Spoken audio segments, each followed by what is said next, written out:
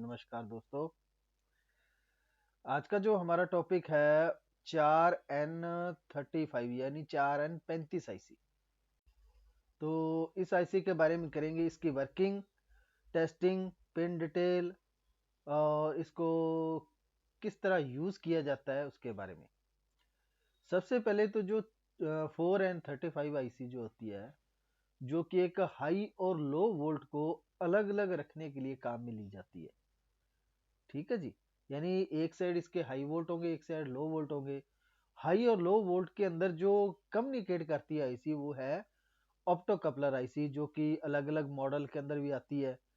तो बेसिकली जो 4N35 IC है ये सबसे ज़्यादा प्रयोग में ली जाती है सर्किट, दो सर्किट को अलग करने के लिए ऑप्टो कपलर आईसी 4N35। तो ये जो आपके सामने है आईसी 4N35 आईसी 4N35, जो कि एक 6 पिन की आईसी होती है। इस आईसी के बारे में करेंगे, इसकी वर्किंग, टेस्टिंग, पिन डिटेल किस तरह होगी। तो ये जो ऑप्टो कपलर आईसी होती है, इसके अंदर दो पार्ट्स लग के इसको बनाया जाता है। एक तो होता है डायोड, यानी जिसे हम फोटो डायोड बोलते हैं। एक होता है फोटो ट्रांजिस्टर, ये जिसे हम रिसीवर बोलते हैं। यानी एक सेंडर होता है, एक रिसीवर होता है। एक सिग्नल को सेंड करेगा, दूसरा रिसीव करेगा। उसके बाद ये कम्युनिकेट करते हैं, जो सर्किट के अंदर लगाया गया उसी के हिसाब से ये काम करते हैं। तो आपके सामने जो आईसी है ये 4N35 6 पिन की आईसी है, ऑप्टो कपलर आईसी। तो सबसे पहले तो इसकी पिन डिटेल किस तरह है ये देख सकते हैं आप। जो इसकी पिन नंबर 1 होती है, जिस साइड ये डॉट लगा होता है वो हमेशा इसकी पिन नंबर 1 होती है। उसके बाद 2, फिर 3, ठीक है जी। फिर 3 के बिल्कुल अपोजिट 4, फिर 5, फिर 6 नंबर। तो ये आपके सामने एक सर्किट आप देख सकते हो, इसके अंदर लगा हुआ है। एक तो ये फोटो डायोड है और एक ये फोटो ट्रांजिस्टर। टोटल ये आईसी 6 पिन की आईसी है। तो इसके अंदर ये काम किस तरह करती है, ये इसके ऊपर ये लो वोल्ट के लिए, यानी यहाँ पे आप 2 वोल्ट दे सकते हो, 3 वोल्ट भी दे सकते हो, कोई दिक्कत नहीं है। तो इस आईसी को पिन नंबर 1 जो है इस आईसी की, ये तो इसकी पॉजिटिव की पिन, यानी अनोड पॉजिटिव सप्लाई की। पिन नंबर 2 जो है वो है कैथोड, मींस नेगेटिव सप्लाई की पिन। जब इसको पॉजिटिव और नेगेटिव सप्लाई दी जाएगी तब ये एलईडी ऑन हो जाएगी। ये एलईडी क्या हो जाएगी? ऑन। ऑन होने के बाद ये जो ट्रांजिस्टर लगा हुआ है, ये कौन सा ट्रांजिस्टर है जी? एनपीएन ट्रांजिस्टर लगा हुआ। इंटरनल आप देख सकते हैं, इसका मीटर जो है बाहर की साइड है, तो मीन्स ये एनपीएन ट्रांजिस्टर है। तो एनपीएन ट्रांजिस्टर जो इसकी पिन नंबर 4 है वो है एमीटर, क्योंकि ट्रांजिस्टर का ये जो पिन होता है ये एमीटर होती है, तो इसीलिए पिन नंबर 4 को क्या बोला गया? एमीटर। और ट्रांजिस्टर की दूसरी पिन कौन सी है? ये है कलेक्टर की पिन। और आपको मालूम है ये जो हिस्सा होता है ऊपर वाला, टॉप वाला ही, इसको क्या बोलते हैं? बेस। ठीक है जी। तो ये तो है आईसी का जो कि इंटरनल सर्किट और पिन डिटेल। अब जब इस आईसी को वोल्ट दिए जाएंगे, जब ये ऑन हो गया एलईडी, ऑन होने के बाद ये इसके ऊपर लाइट जाएगी, इसके बेस के ऊपर। तो ये क्या फोटो डायोड है, जिससे ये ट्रांजिस्टर के आगे ऑन होगा। ऑन होने के बाद जो इसके अमीटर पे वोल्ट है, और अमीटर और कलेक्टर का जंक्शन आपस में जुड़ जाएगा। यानी जो अमीटर कलेक्टर का जंक्शन है वो जुड़ेगा, जिससे अमीटर के जो वोल्ट है वो कलेक्टर और अमीटर के अटैच हो जाएंगे, आपस में जुड़ जाएंगे, चाहे यहाँ पे नेगेटिव है चाहे पॉजिटिव है। ठीक है जी। और इसके ऊपर बेस के ऊपर सप्लाई देने की जरूरत नहीं होती, क्योंकि इसके बेस के ऊपर सिग्नल कौन देगा? ये photo diode, photo LED diode. ठीक है जी। और आप इसको सर्किट के अंदर बेस के ऊपर वोल्ट दे के भी इसको ऑपरेट में ले सकते हैं, यानी ड्यूल काम भी आप इससे ले सकते हैं। अब बात करते हैं इसके सर्किट के अंदर कैसे कैसे कंपोनेंट लगा के इसको हम यूज कर सकते हैं। तो ये है इसका सर्किट। तो इसके ऊपर क्या किया गया है? सबसे पहले जो वोल्ट है, इसको प्लस और माइनस वोल्ट है, वो पिन नंबर 1 नंबर और पिन नंबर 2 के ऊपर दिया गया। 3 नंबर इसकी खाली होती है। ठीक है जी। 3 नंबर को यूज में नहीं लिया जाता। अब जब 1 और 2 नंबर पे सप्लाई मिलेगी तो क्या होगा? ये ऑन हो जाएगा। ऑन होने के बाद ये जो डायोड है, फोटो डायोड है, ये ऑन हो जाएगा। ऑन होने के बाद इसके बेस पे ये प्रकाश डालेगा लाइट, जिससे ये ट्रांजिस्टर ऑन हो जाएगा। ऑन होने का वो कंडीशन क्या रखेगी इसकी, ये देखिए आप, इसकी जो पिन नंबर 4 है यानी एमिटर पिन है, उसको क्या किया गया, ग्राउंड किया गया, ग्राउंड किया गया। और इसके 5 नंबर के ऊपर पॉजिटिव की 5 वोल्ट की सप्लाई दी गई है, पॉजिटिव 5 वोल्ट की सप्लाई इस रजिस्टर के द्वारा। अब कंडीशन क्या होती है, जब ये एलईडी ऑन होगी, अब कंडीशन क्या होगी, कंडीशन भी मैं यहाँ पे लिख देता हूं।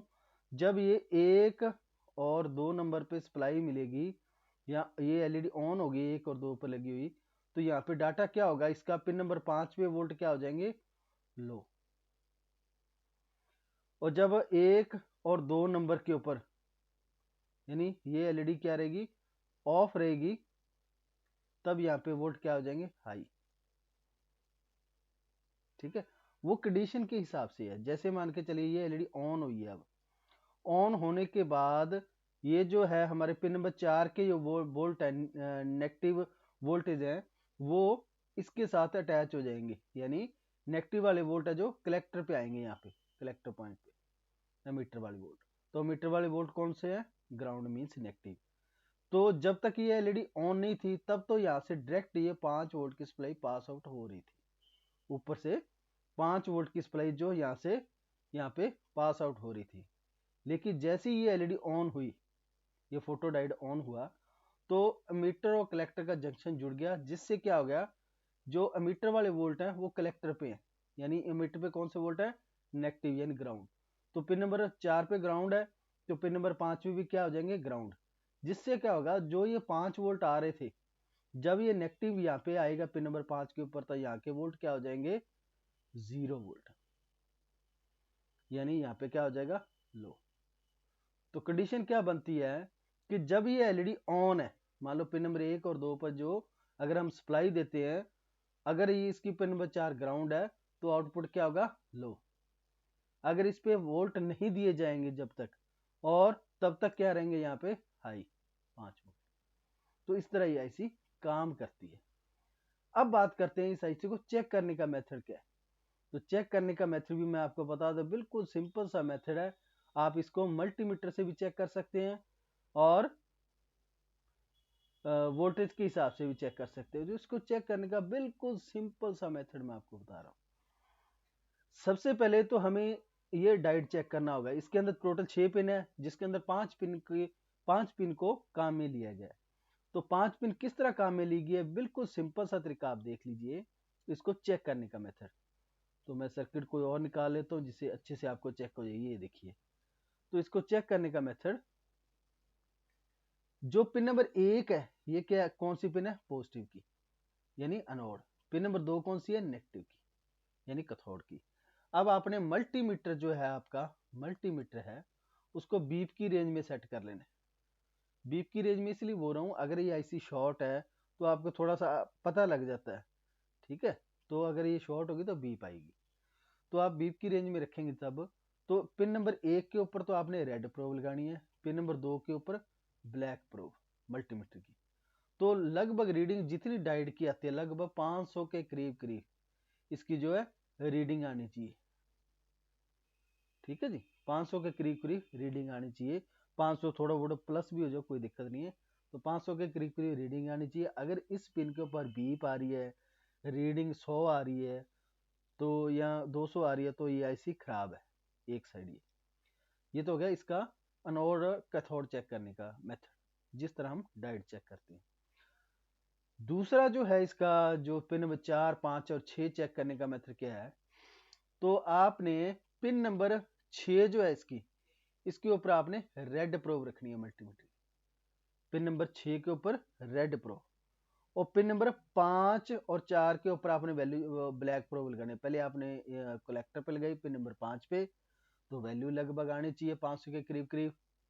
और उसके बाद एमीटर पे लगाओगे ब्लैक प्रो, फिर यहाँ से ये ब्लैक प्रो हटा दी जाएगी 5 नंबर से, 4 पे ब्लैक प्रो लगाओगे, तब भी वैल्यू 5 से प्लस प्लस आनी चाहिए, 525 आ जाए, 520 आ जाए, तो ये आपका बिल्कुल ओके है। ठीक है जी, तो इस तरह आप इस 4N35 को यानी 4N35 को आप चेक कर सकते हैं मल्टीमीटर से कि ये आईसी खराब है या सही है। और मेन बात ये आईसी जो है दो वोल्टेज को अलग अलग रखती है, क्योंकि ये आइसोलेटेड होती है। इसके अंदर आप देख सकते हैं कि इसके अंदर इंटरनल आपस में सर्किट को अटैच नहीं किया गया। जो सिग्नल ट्रांसफर होता है वो एलईडी लाइट जो होती है, लाइट के थ्रू ही सिग्नल पास आउट होता है। तो ये आईसी सेपरेट रख के यानी दोनों वोल्ट को अलग अलग रख के ऑपरेट करती है। तो ये सिक्योरिटी के मामले में सबसे बेस्ट आईसी है। तो इस आईसी का प्रयोग एसएमपीएस हो गया, आपका अडाप्टर हो गया, जो भी आपका सप्लाई सेक्शन बनता है उसके अंदर सबसे ज्यादा 4N35 आईसी यानी ऑप्टो कपलर का प्रयोग किया जाता है, ताकि हाई और लो सिग्नल को अलग अलग रखा जाए, ताकि वो शॉर्ट ना हो, जल्दी से खराब ना हो। अब बात करते हैं इस आईसी की और कौन कौन सी आईसीज हैं। अगर ये आईसी खराब हो जाए तो इसके इक्वल नंबर या अल्टरनेटिव नंबर और कौन कौन से है वो भी मैं आपको बता देता हूं। सबसे पहले तो आईसी है 4N25 आईसी, ये सेम है 4N26, 4N27, 4N28, 4N35, 4N36, 4N37, 4N38। ये तो होगी N सीरीज वाली। और उसके बाद है एच सीरीज वाली, H11A1, H11A2, H11A3, H11A4, H11A5। तो ये इसके लगभग 5 से लेकर 10 इक्वल नंबर है, अल्टरनेटिव नंबर। अगर इनमें से कोई भी आईसी खराब हो जाए तो एक जगह की दूसरी जगह आप एक्सचेंज करके इनमें से कोई भी आईसी यूज में ले सकते हैं। और ये जो आईसी है मेन, ये एसी वोल्ट पे ऑपरेट होती है, यानी एसी वोल्ट पे ऑपरेट होगी और एसी वोल्ट भी वर्किंग करेगी, यानी डीसी वोल्ट लेगी ये और डीसी पास आउट करेगी, यानी डीसी पे ये ऑन होगी और डीसी पे आगे कंडीशन को ऑन या ऑफ करेगी। इसके अंदर आप एसी का प्रयोग नहीं कर सकते, क्योंकि ये सिर्फ डीसी सर्किट के लिए बनाई गई है, डीसी सप्लाई के लिए। और ये 6 पिन के अंदर आती है, जिसे हम फोटो ट्रांजिस्टर ऑप्टो कपलर बोलते हैं। तो ये तो था हमारा आज का टॉपिक 4N35 आईसी। अगर इसके बारे में और भी कोई डाउट रह गया तो आप मुझे कमेंट कर सकते हैं। अगर आपको वीडियो अच्छी लगी हो तो लाइक शेयर और सब्सक्राइब जरूर करें और अपने दोस्तों के अंदर शेयर करें। अगर आपके पास भी कोई टॉपिक हो तो आप मुझे कमेंट कर सकते हैं, लेकिन उस आईसी का नाम और उस आईसी की टोटल पिन वो आपने जरूर मेंशन करना है, क्योंकि सेम नाम की आईसी बहुत सारी होती हैं। तो इसलिए उस आईसी का नाम प्लस उसकी टोटल पिन कितनी है और अपना आप नाम लिख के मुझे कमेंट कीजिए, तो उस पर आप उसके ऊपर भी वीडियो जरूर बनाई जाएगी। तो तब तक के लिए धन्यवाद जी।